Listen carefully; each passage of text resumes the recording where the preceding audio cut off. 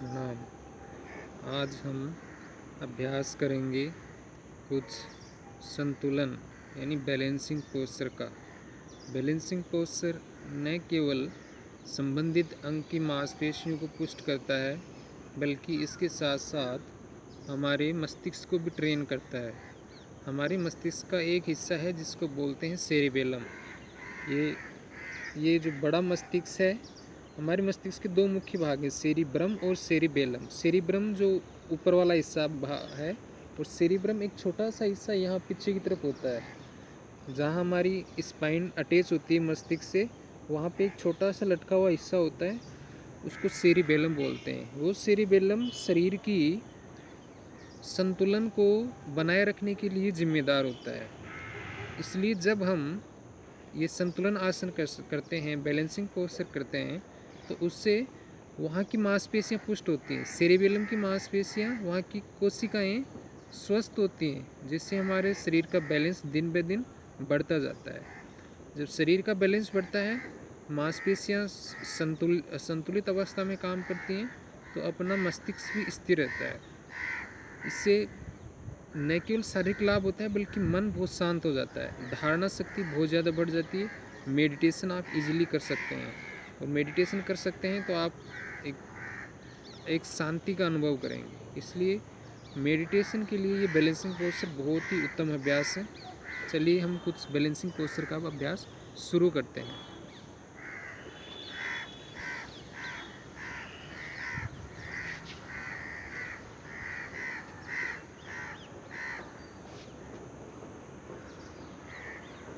सबसे पहला अभ्यास हम करेंगे वृक्षासन का। अपने दाएं पैर के पंजे को बाईं जंघा के मूल में रखेंगे, पैर को, घुटने को साइड में करेंगे इस तरीके से, ये एक प्लेन लाइन के अंदर। फिर दोनों हाथों को साइड से ऊपर ले जाते हुए ऊपर करेंगे। आँखों को हो सके तो बंद कर लें। बंद आँखों से बैलेंस बनाने का प्रयास करें। शरीर को स्थिर रखने का प्रयास करें। शरीर जितना स्थिर होगा, माइंड भी उतना स्थिर होगा।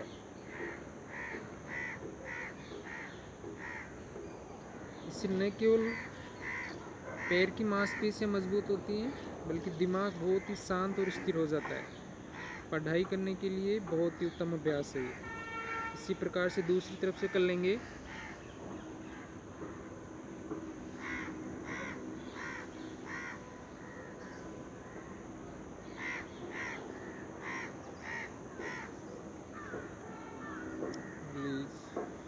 ये था वृक्षासन।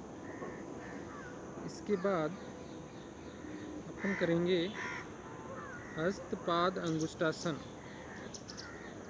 किस तरीके से करेंगे? अपने दाएं पैर के अंगूठे को दाहिने हाथ से पकड़ेंगे और इसको सामने फैला देंगे।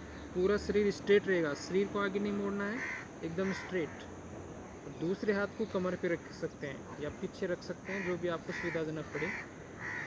दोनों घुटनों को सीधा करने का प्रयास करेंगे, शरीर को बैलेंस बनाएंगे, स्थिरता लाएंगे शरीर में। रिलैक्स। पैर चेंज करेंगे।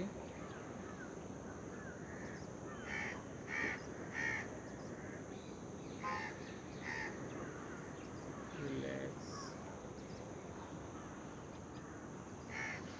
पैर के पृष्ठभाग के लिए, पैर की मांसपेशियों को मजबूत बनाने के लिए, शरीर का बैलेंस बढ़ाने के लिए बहुत उत्तम अभ्यास था। इसके बाद हम करेंगे गरुड़ासन। गरुड़ासन के अंदर एक पैर के ऊपर दूसरा पैर लपेटते हैं। दाहिने पैर पे मैं अपना बायां पैर लपेटूंगा।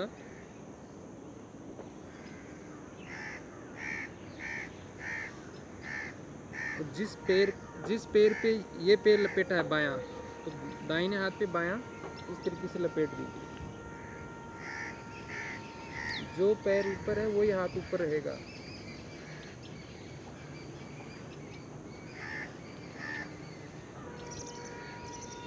सेम पैर चेंज करके करेंगे।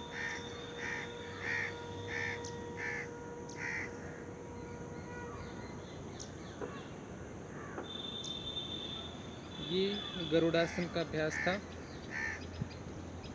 इसके पश्चात हम एक पोस्चर करेंगे जैसे प्लेन पोस्चर कह सकते हैं अपन। पैर को पीछे ले जाके हाथों को नीचे लाते हुए प्लेन की तरह, एक हवाई जहाज की तरह, और बैलेंस बनाएंगे। फिर पैर चेंज कर लेंगे।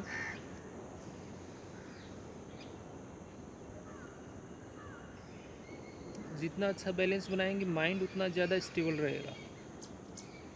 रिलैक्स। उसके बाद एक और आसन जिसे नटराज आसन बोलते हैं। पैर को हाथ से पकड़ेंगे, देन आगे झुकते हुए हाथ को ऊपर करेंगे, पैर को पीछे करेंगे।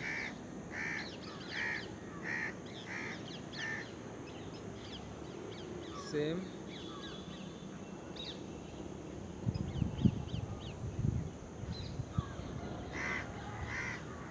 रिलैक्स।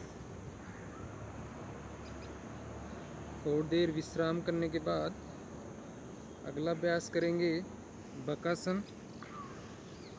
दोनों हाथों को आगे लाके दोनों घुटनों को कोहनियों से थोड़ा सा ऊपर सटा के फिर अपनी बॉडी को ऊपर उठा देंगे। बकासन हाथों की पावर बढ़ाने के लिए बहुत ही अच्छा अभ्यास है। शरीर का बैलेंस बढ़ाने के लिए, माइंड को संतुलित और स्थिर बनाने के लिए बहुत ही उत्तम अभ्यास है। हाथों की ताकत दिन ब दिन बढ़ती जाएगी। उसके बाद आप हैंड स्टैंडिंग आसानी से कर पाएंगे। ये सब करने के बाद ये बैलेंसिंग पोस्चर थे। इसके बाद एक बैलेंसिंग पोस्चर जो कि सुपर है, वो है अपना हैंड स्टैंडिंग। उससे भी अपना बैलेंस चेक हो जाता है। शुरुआत में आप दीवार के सहारे कर सकते हैं, जब प्रैक्टिस हो जाए तो आप आराम से खुले में कर सकते हैं।